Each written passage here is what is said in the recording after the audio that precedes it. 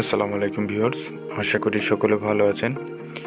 তো আপনারা যারা অল্প খরচে এবং খুব সুন্দরভাবে একটি একতলা বাড়ি নির্মাণ করতে চাচ্ছেন, তো তাদের জন্য আজকের এই ভিডিওটি খুবই হেল্পফুল হতে যাচ্ছে।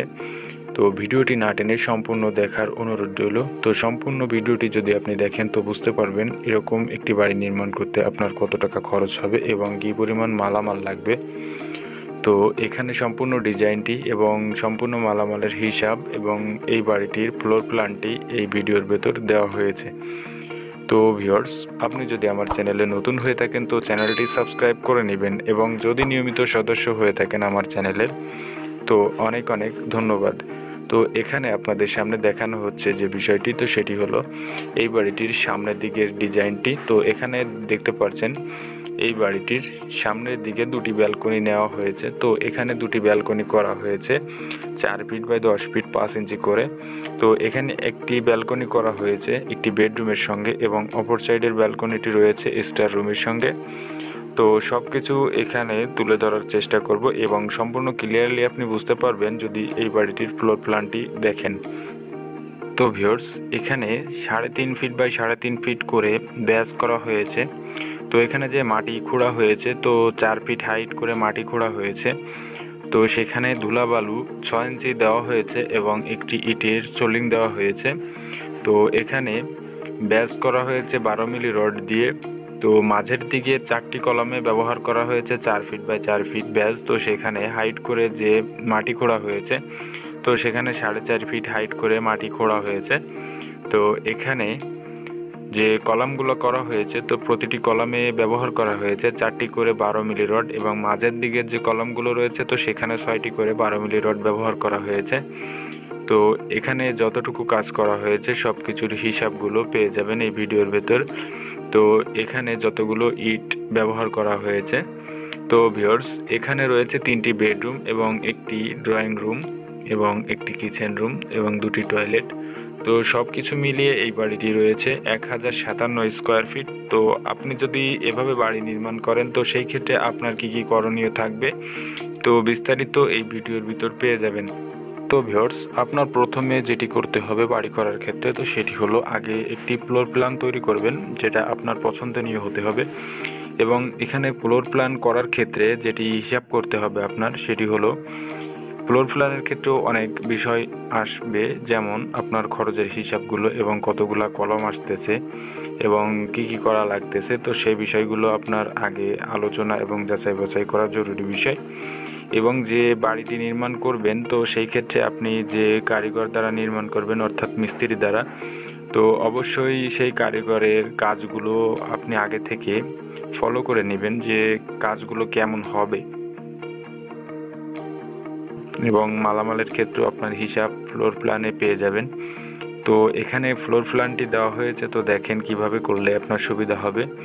তো এখানে সামনের দিকে যে সিঁড়ি স্পেসটি রয়েছে তো এটি রয়েছে 7 ফিট বাই 4 ফিট এবং এখানে গলি রাস্তা রয়েছে 8 ফিট 4 ইঞ্চি বাই 7 ফিট।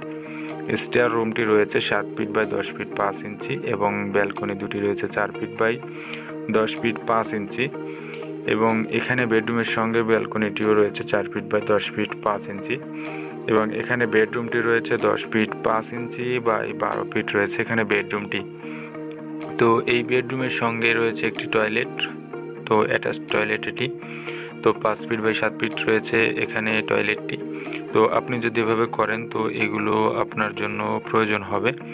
তো ভিউয়ার্স, এখানে কমন টয়লেটটি পাবেন 7 ফিট বাই 5 ফিট এবং এখানে ড্রয়িং রুমটি পাবেন 17 ফিট বাই 10 ফিট 5 ইঞ্চি এবং এখানে সাইডে কিচেন রুমটি করা হয়েছে।